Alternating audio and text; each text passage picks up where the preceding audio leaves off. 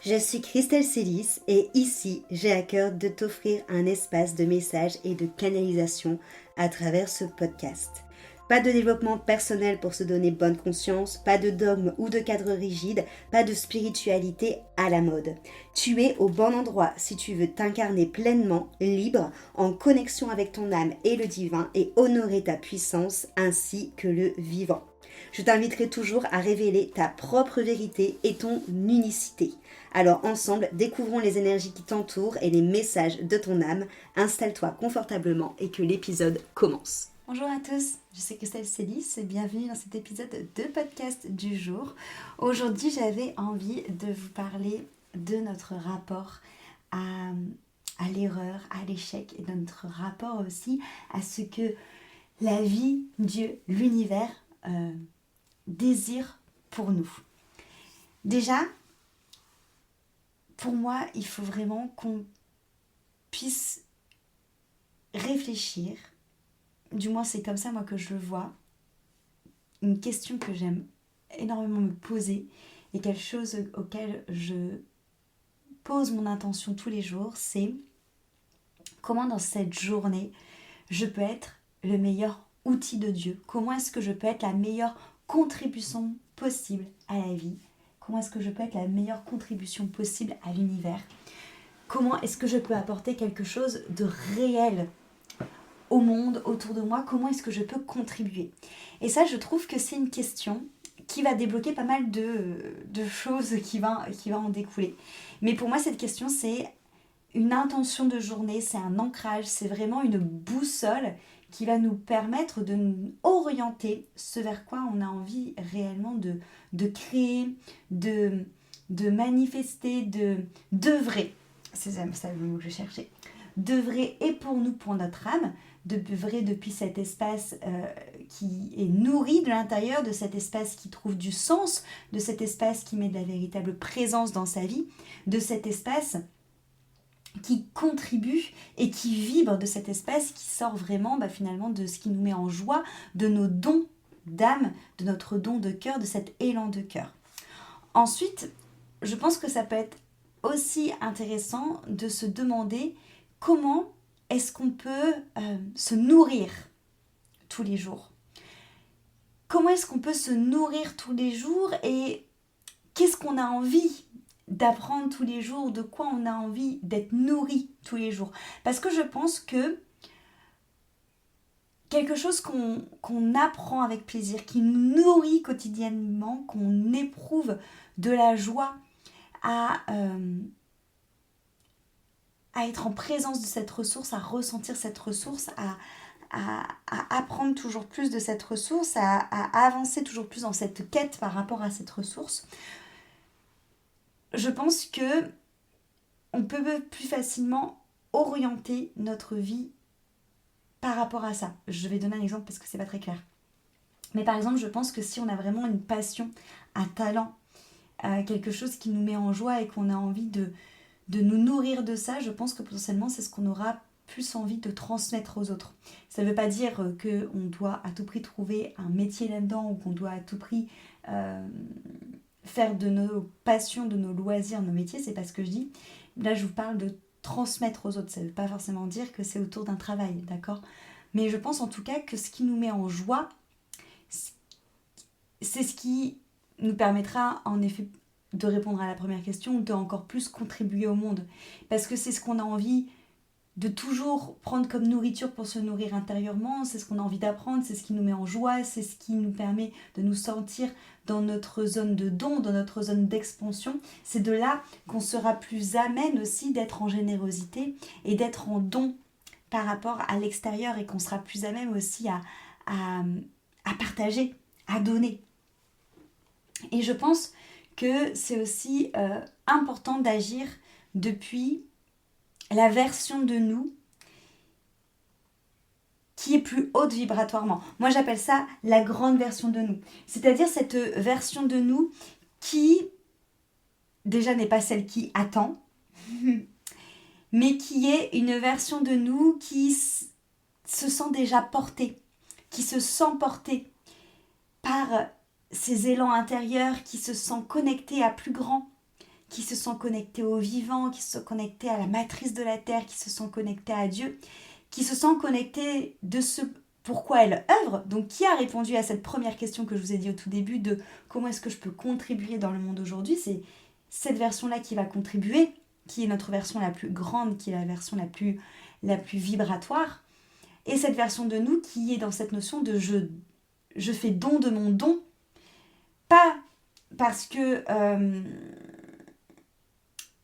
comment je veux dire ? Quand je dis je fais don de mon don, ça ne veut pas dire que je ne donne pas de valeur à ce que je fais. Hein.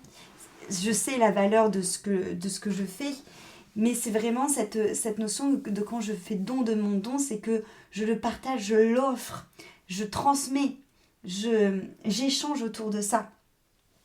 Et pour moi, quand on sait déjà répondre à ces deux questions de ces deux premières questions, on rentre forcément en connexion avec cette version de nous qui est plus grande vibratoirement, qui est plus haute, parce que c'est une version de nous du coup qui va déjà être connectée à cette façon de penser, à cette façon d'agir, à cette façon de se montrer, à cette version d'être visible, à cette version de savoir traverser ses émotions, de savoir traverser ses peurs, de savoir traverser ses incertitudes. Et c'est hyper important, c'est vraiment cette notion en fait quelque part d'oser s'autoriser à être cette grande version de soi et être dans cette autorisation d'avoir le courage d'être cette grande version de soi, d'avoir cette audace, c'est-à-dire de sortir aussi de la vision petite qu'on essaye de vous donner de vous et surtout de cette version petite qu'on essaye de vous enfermer de vous-même. J'en ai déjà parlé plein de fois, mais ce que moi j'appelle l'illusion de la matière, c'est ça. L'illusion de la matière, elle nous fait croire qu'on est ici juste pour régler des factures, pour répondre à des attentes, pour le fameux métro boulot dodo qui nous éteint totalement, qu'on est là juste pour répondre aux besoins des autres, parce qu'il faut mériter qu'on soit aimé, parce qu'il faut mériter qu'on dise de nous qu'on est une bonne personne, parce qu'il faut gagner notre place, alors que le fait d'être sur Terre, on mérite déjà. Le fait d'être sur Terre, comme j'ai déjà dit, l'un des plus grands combats, je ne sais pas si le terme est bien choisi, mais que vous avez déjà vécu et que vous avez réussi, c'est l'accouchement. Et déjà, quand on se rend compte de ça, on mérite d'être sur Terre, on mérite le bonheur parce qu'on est tout simplement et qu'on est création de Dieu. Sauf que la société dans laquelle on vit nous fait totalement perdre cette connexion-là et surtout nous met tout le temps dans un état de survie, dans un état de suradaptation, dans un état où notre système nerveux est tout le temps en train de vouloir... réagir depuis l'espace de la défense, depuis l'espace de peur. Et du coup, c'est décidé, lorsqu'on est dans cet espace qui vibre plus haut, dans cet espace plus haut vibratoirement, c'est décidé que ce ne sera plus jamais nos peurs qui vont décider pour nous. Ce qu'on appelle la raison, ce qu'on met derrière la logique, c'est souvent de la peur déguisée. C'est souvent de la peur déguisée en réponse à la manipulation du monde et de la société dans laquelle on évolue. En réponse aux injonctions. En réponse aux attentes et aux projections des autres.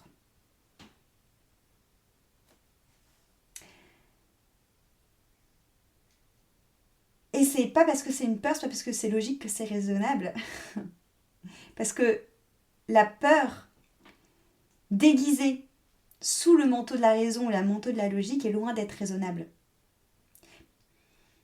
Parce qu'elle est tout le temps en train de nous couper de nous. Elle est tout le temps en train de nous séparer de nous. De nous faire croire qu'on est plus petit. De nous faire croire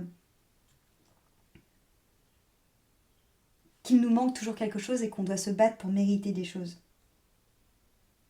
Sauf que vraiment, quand vous agissez depuis l'espace plus grand en vous, plus vibratoire en vous, il y a vraiment tout qui change. Réellement. Votre manière d'interagir avec le monde change. Votre manière de vous montrer change.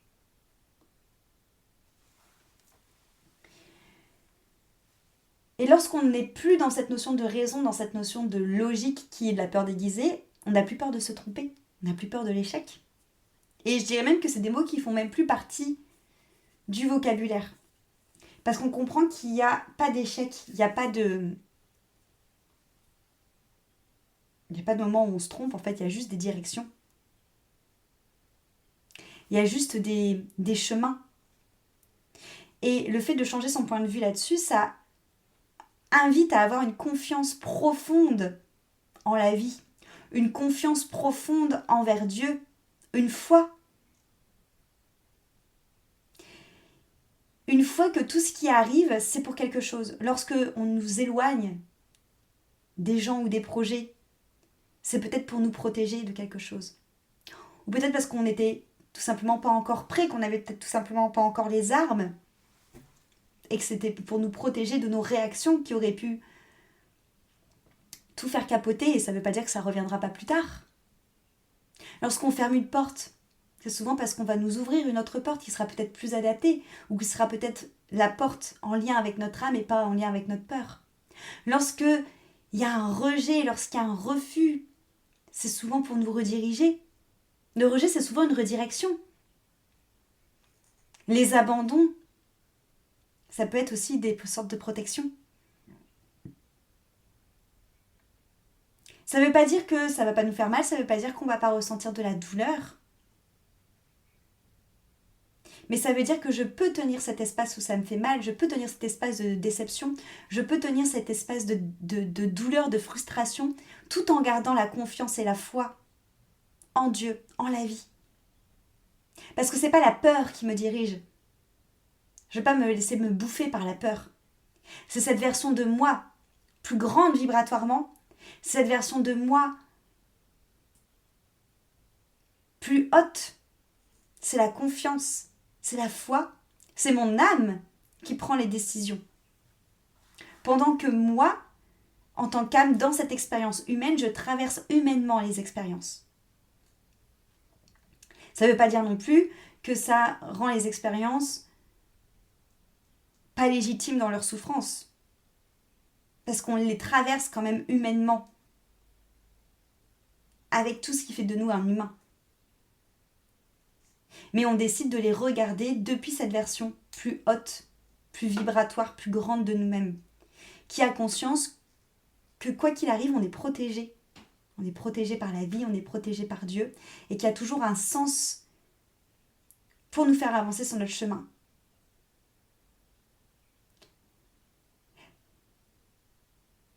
Parce que les choses ne peuvent que fonctionner. C'est se dire que les choses ne peuvent être que bonnes pour nous. Que si quelque chose n'arrive pas encore, c'est pas que je fais mal les choses ou que je ne suis pas forcément assez investie. Alors après, attention, vous savez que je suis aussi beaucoup à vous faire des épisodes sur la responsabilité radicale. Ce que je vous dis là, c'est en nuançant avec tout ce qu'on a pu déjà échanger ensemble. Soyons bien d'accord, l'idée c'est pas non plus d'être le cul dans son canapé et d'attendre que ça vous tombe tout cru dans le bec. Ok ? L'idée c'est, comme je dis toujours, d'agir depuis cet espace plus haute de nous vibratoirement, d'agir depuis cet espace plus grand de nous vibratoirement, donc d'agir depuis notre âme finalement, hein, et pas depuis nos peurs, pas depuis les conditionnements, pas depuis les injonctions, de mettre dans la matière tout ce qui est en notre pouvoir, d'incarner dans la matière finalement cette version de nous plus haute, dans ses pensées, dans ses actions, dans sa fréquence, dans son taux vibratoire, dans ce qu'elle met en œuvre. Donc, d'avoir la responsabilité de la mise en action, de la... J'ai envie de dire persévérance, mais c'est pareil, c'est un mot à doser quand même, mais à prendre sa responsabilité de comment est-ce qu'on incarne dans la matière tout ça. Parce que aide-toi et le ciel t'aidera, hein, ça va pas non plus tomber tout cru dans le bec. Hein.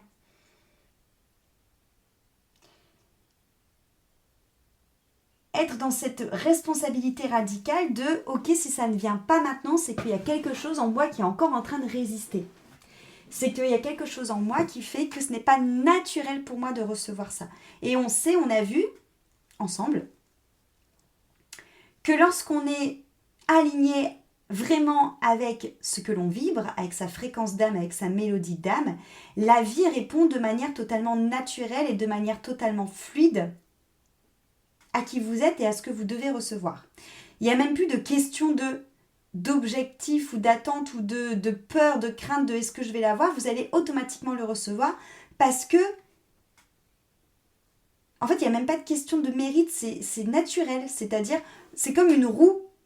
Vous donnez une impulsion à la roue, elle fait la moitié du tour parce que vous l'avez mis en impulsion, elle fera forcément l'autre moitié du tour naturellement. C'est exactement ce qui se passe.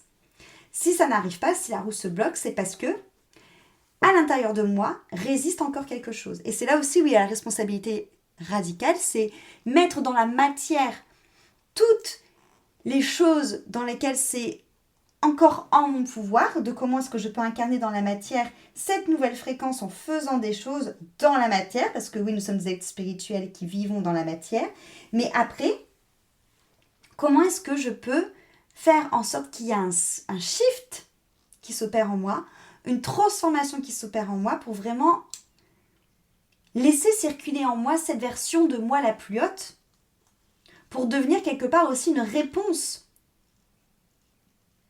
énergétique et vibratoire à cette version-là de moi la plus haute, pour qu'elle pénètre totalement en moi, pour qu'elle incarne pleinement totalement en moi, que mes résistances du coup soient totalement transmutées.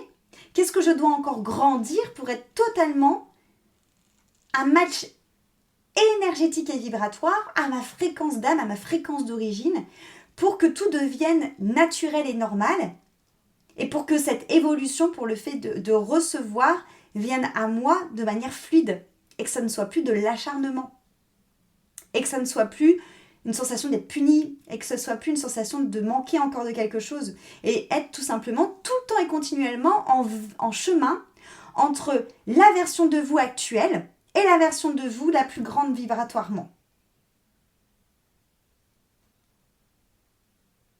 Cette version de vous pour qui tout est déjà là. Et c'est exactement ça qu'on fait dans Vibration. Dans Vibration, on vient connecter avec cette version de vous la plus grande vibratoirement. Cette version de vous qui vibre. C'est encore plus fort que vivre, c'est encore plus fort que être.